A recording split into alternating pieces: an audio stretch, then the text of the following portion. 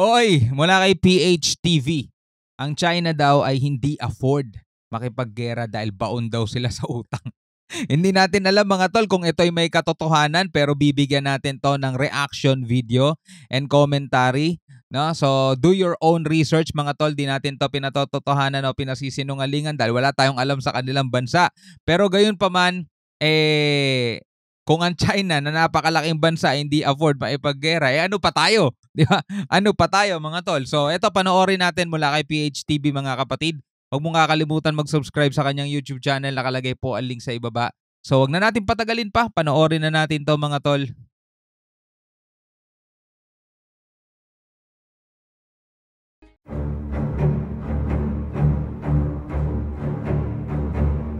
Bagong mukha to ah. Yan, matagal ng mukha yan. Iniulat na isang source na harap-harapan umanong sinampal ng katotohanan ng Finance Minister ng China, si President Xi Jinping, tungkol sa pinaplano nitong giyera sa Indo-Pacific at sinabi na wala umanong pera ang kanilang bansa at sa katunayan ay baon na sila sa utang. Ganun? Kinompronta umano ni Chinese Finance Minister Liu Kun si President Xi Jinping sa isang closed-door meeting sa Beijing tungkol sa kasalukuyang sitwasyon ngayon ng kanilang ekonomiya at sinabi umano ng ministro na hindi kakayanin ng kanilang bansa na makipaggera. Kung tutulong naman ng Amerika, tulad din nila yung baon din sa utang Amerika, mga tol, di ba? Ilang beses natin nabalitaan yun at napanood sa mga balita na umabot na nga daw sa ceiling yung utang ng Amerika. So, ang utang naman mga tol ay kailangan din ng isang bansa yan para mas lalo nilang mapaunlad ang kanilang ekonomiya. At alam ko malaki naman ng GDP ng bansang China mga tol. At hindi sila gumagamit ng dolyar ngayon mga tol, di ba? Ang ginagamit lang talaga nila yung sarili nilang currency. Pero yun nga ay alam naman din natin mga tol na yung pinapakita o ipino-project na ekonomiya ng China, marami nagsasabi diyan, no? Marami nagsasabi diyan na hindi daw totoo. Ang katotohanan daw ay pabagsak daw ang kanilang ekonomiya pero ipinapakita lang nila sa buong mundo na sila ay maunlad. 'Di ba? Sila ay maunlad, sila ay malakas, mighty China kung tawagin. Kaya panay muscle flexing sila. Pero hindi natin alam talaga ang pinaka katotohanan sa likod nun, no? Kasi mahilig lang talaga silang manindak mga tol. Inamin mismo ni Liu Kun sa harap ni President Xi Jinping na lubog sa utang ang kanilang bansa at posible umanong hindi makarecover ang kanilang ekonomiya kung maghahanap ito ng gulo sa Indo-Pacific.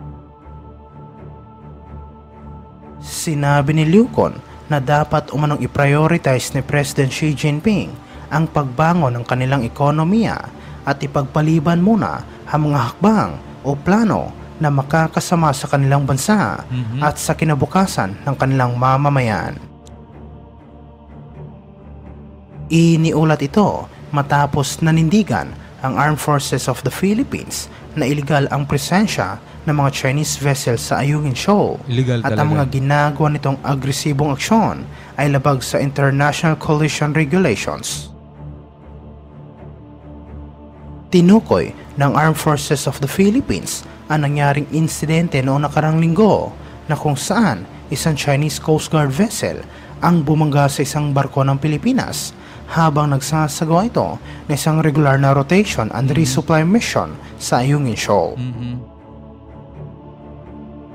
Sinabi ng tagapagsalita ng Armed Forces of the Philippines na si Colonel Medel Aguilar na mga video at larawan na ipinakita nila ay nagpapatunay na nilabag ng China ang international na batas at kailangan umano nila itong ipakita ng paulit-ulit para maunawaan ng publiko ang totoong nangyari.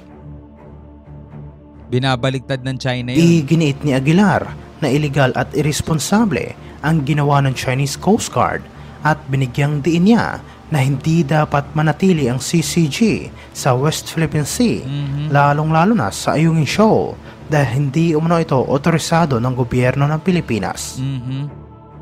Wala rin naman magawa Pilipinas. Idinagdag niya ng Ayungin Shoal ay nasa loob ng exclusive economic zone ng Pilipinas at ito ay suportado ng United Nations Convention on the Law of the Sea o UNCLOS at ng 2016 ruling ng Permanent Court of Arbitration. Kahit naman suportado ng UNCLOS, wala rin naman magawa ang UNCLOS. Binanggit din ni Aguilar na malugod na tatanggapin ng Armed Forces of the Philippines ang anumang posibilidad na magsagawa ng Joint Maritime Patrol sa pinag-aagawang teritoryo sa West Philippine Sea kasama ng mga kaalyadong bansa ng Pilipinas tulad ng Estados Unidos at Japan. Samantala sa ibang aspeto naman, iniulat na nagpang-abot umano ang mga barko ng US Navy at Chinese Navy sa South China Sea noong nakarang araw habang nagsasagawa ng Freedom of Navigation ng Estados Unidos sa nasabing pinagtatalunang karagatan. Pati yung freedom of navigation sa mga open water, no, hindi pinapahintulutan ng ano yan ng China. Ganun sila kaano mga tol, 'di ba? Kaya nga nagkaroon ng UNCLOS nagkaroon ng mga bahagi diyan sa karagatan na yan kung saan malaya ang lahat ng bansa na makadaan diyan kasi syempre daanan yan ng mga barko para sa mga kalakal, para sa mga produkto, para sa ekonomiya mga tol. Ngayon kung mamamalagi ganyan ang China at lahat na lang ay haharangin, re-regio challenge, mawawalan ng freedom of navigation, talagang hindi maganda ang magiging resulta niyan. At naaapektuhan nila ang ekonomiya ng isang bansa, mga tol. Dineploy ng US Navy ang isang Arleigh Burke-class guided missile destroyer na USS Gravely sa South China Sea upang magsagawa ng freedom of navigation nang bigla umano itong nilapitan ng isang warship ng Chinese Navy. Sinabi sa report na sinubukan umanong paalisin ng Chinese Navy ang USS Gravely sa South China Sea, ngunit nang tumanggi ang nasabing US warship, bigla umanong lumapit ang barko ng komunistang bansa na nag-udyok naman sa mga Amerikano na magsagawa ng evasive maneuver. Agad na binantaan ng US Navy ang mga Chinese at sinabihan ang mga ito sa radyo na gagamit sila ng dahas kung hindi lalayo ang Chinese warship sa kanilang barko.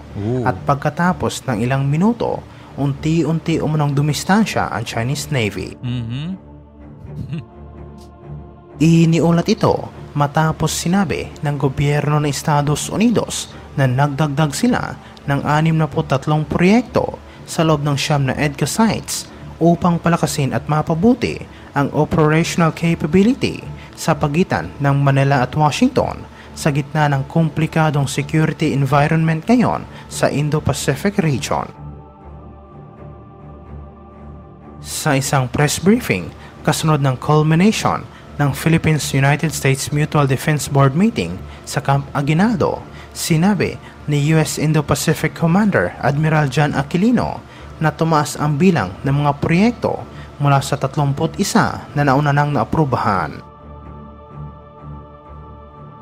Sinabi niya na naglaan ang Estados Unidos ng mahigit sa $100 milyon para sa pagtatayo ng mga iba't ibang pasilidad na naglalayong gawing moderno ang mga kasalukuyang kampo ng Armed Forces of the Philippines at itaas ang kanilang operational capability. Wow, sana all!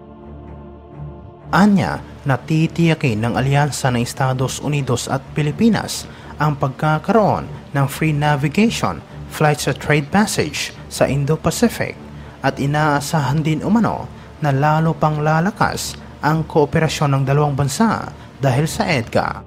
Sabi nga ni Biden, 'di ba? Ironclad, 'di ba, yung natin, yung ating mutual defense, 'di ba? Yung ating treaty, yung ating alyansa ay ironclad, sabi niya ganoon. So balikan natin. Ang lalakas ang kooperasyon ng dalawang bansa dahil sa EDCA. Idinagdag niya na mga EDCA sites ay maaaring gamitin sa pag-preposition ng mga armas dahil sa komplikadong sitwasyon ngayon, hindi lamang sa West Philippine Sea, kundi pati na rin sa pagitan ng China at Taiwan. Hindi naman nagbigay ng iba pang detalye si Commander Aquilino maliban lamang ang tungkol sa pagtaas ng bilang ng mga proyekto sa ilalim ng Enhanced Defense Cooperation Agreement na naglalayong pahusayin ang humanitarian at disaster response mechanism ng dalawang bansa. No, sa kabila ng patuloy na tensyon na nangyayari dito sa West Philippine Sea, mga tol, tulad nga ng mga sinabi natin kanina, walang ibang may pananagutan talaga rito o walang ibang dapat mag-push kundi tayo lang, no, Pilipinas, mga tol. At salamat dahil meron tayong mga kaibigang bansa, mga kaalyadong bansa na willing tumulong at magbigay ng suporta sa atin.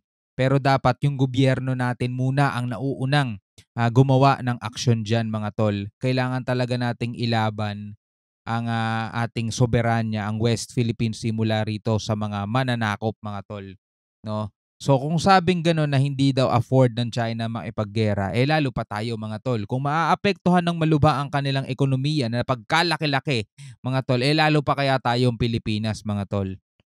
Sa Mutual Defense Treaty natin, yung suporta ng Amerika lang sa kasundaluhan at saka sa paikipaglaban ang nandoon. Pero hindi kung paano muli nating ibabangon ang ekonomiya natin. Hindi ata nakalagay doon na pagkatapos ng gulo ng gera ay tutulungan ng Amerika ang Pilipinas na maibalik sa dati ang kanilang ekonomiya. O kung maibalik mo man ang ekonomiya ay hindi mo na rin naman maibabalik yung mga buhay na nasira, na buwis dahil dito sa kaguluhan na to. Kaya hindi talaga maganda yan, mga tol. At sana manalo tayo rito na makuha natin ang ating soberanya o mabawi natin kung ano man ang inaangkin nila nang hindi na umaabot doon sa kaguluhan na yon, mga tol. Ikaw bilang isang Pilipino, ano masasabi mo rito? Comment ka na lang sa baba. Hanggang sa muli, ako nga pala si Shobal D. Peace out.